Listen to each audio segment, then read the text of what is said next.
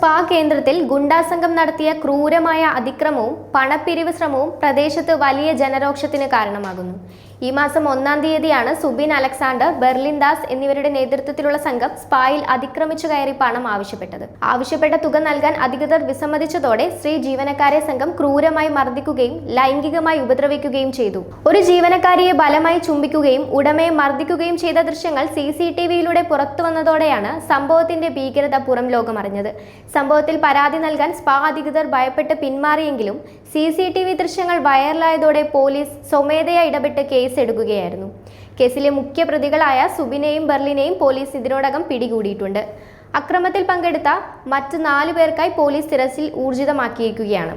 പ്രതികൾ ഉടൻ പിടിയിലാകുമെന്ന് അധികൃതർ വ്യക്തമാക്കി. അതേസമയം ഈ സംഭവത്തിന് പിന്നാലെ പോലീസിനെതിരെ ഗുരുതരമായ ആരോപണങ്ങളാണ് ഉയരുന്നത്.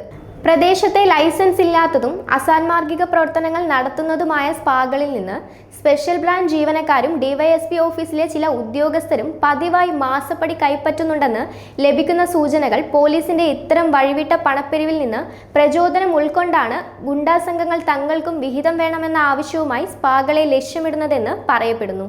പോലീസിലെ ഉന്നത ഉദ്യോഗസ്ഥർക്കും ഈ പണമിടപാടുകളിൽ പങ്കുണ്ടെന്ന സംശയം ശക്തമായതോടെ വകുപ്പ് തല അന്വേഷണം വേണമെന്ന ആവശ്യവും ഉയർന്നിട്ടുണ്ട്.